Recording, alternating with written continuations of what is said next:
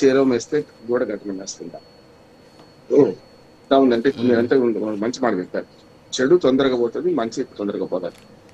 నేను 50 ఏళ్ళ నుంచి జర్నలిజంలో ఉన్నాను. సరిగ్గా 75 టు ఆనాడు ఇందిరాగాంధీని ఇందిరా ఇండియా, ఇండియా ఇందిరా అని బారువా అని డికే బారువా అని దేవకాంత్ బారువా దానికి ఫస్ట్ వ్యాసం ఆంధ్రప్రదేశ్లో ఉంది.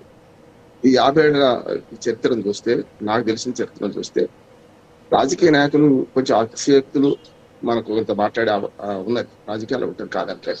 కానీ ఎక్కడికి వెళ్ళినా మనం అంటే ఇవాళ ఎక్కడ పడితే అక్కడ అంటే మనకు మీరు అన్నది రెండు రకాలు చూడొచ్చు దాన్ని. అంటే కులము, మతము, ప్రాంతము లేకుండా నడుస్తుందా రాజకీయాలు. ఆంధ్రప్రదేశ్ లో 3 కులాలు 3 పార్టీలు పూర్తిగా రాజ్యం స్పష్టంగా చెప్తుంది. ఆ కులం చూడకుండా టికెట్ ఇచ్చే పరిస్థితి లేదు, తప్పదు. ఎస్సీ ఎస్టీ టికెట్లు ఖచ్చితంగా రిజర్వేషన్ ప్రకారం లేదు కనుక తప్పదు. ఉత్తరాంధ్రకి వస్తే బీసీలకు కొంచెం ప్రిఫరెన్స్ ఇవ్వక తప్పదు.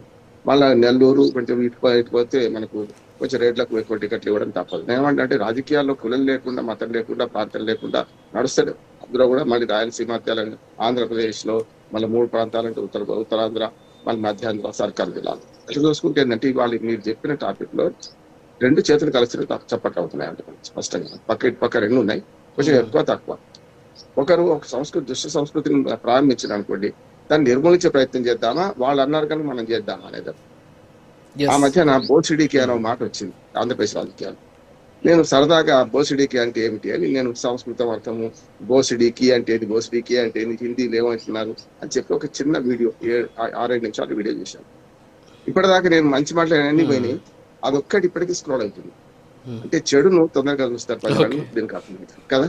నేనేమన్నా దాన్ని మర్చిపోయినా. ఈ మధ్యన మన యూట్యూబ్ ఛానల్ వాళ్ళు చాలా ఇప్పటికి కూడా పోతుంది సార్, ట్రెండ్ అవుతుంది అంటే నేనన్నా దుర్మార్గం ఉంది, ట్రెండ్ అవుతుంది బాబు, నాకు అనుకోకుండా చేసినా కానీ ఆ జీవితాన్ని చేయొద్దు అనుకుని చేసిన అంటే చెడు తొందరగా పోతుందని మనకు అర్థం. దీన్ని ఏం చేయాలి, మెల్లమెల్లగా నిర్మూలించే ప్రయత్నం చేయాలి. ఇవాళ కొత్త కాదు రాజకీయాల్లో. రాజు గారు ఒకనాడు 1952లో కాంగ్రెస్ కమ్యూనిస్టులు ఇద్దరే ఉన్నాయి. అంటే ప్రతి దాన్ని ఎట్లా వాడుకుంటారు, మతం కులం ఎట్లా వాడుకుంటారు చెప్పడానికి చిన్న ఉదాహరణ, 1 మినిట్.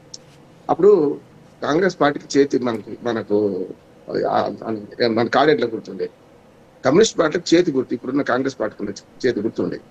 ఉంటే ఏం చేయాలి, కమ్యూనిస్ట్ పార్టీ కూడా మంచి విలువ ఉన్నది తెలంగాణ మనకు ఆంధ్ర రాజకీయాల్లో. అప్పుడు వాళ్ళు ఏమన్నారంటే చేతి గుర్తు అనేది ఉప్పలం లాంటిది, ఉప్పలం మొలిస్తే మంచిది కదా అని ఉమ్మడి ఆంధ్రప్రదేశ్ పక్క హైదరాబాద్ స్టేట్ లో అటు పక్క కాంగ్రెస్ వాళ్ళు ప్రచారం చేసినట్టు చేసుకుంటూ కాంగ్రెస్ వాళ్ళు పంచలు మంచిదట అప్పటి నుంచి చూడండి.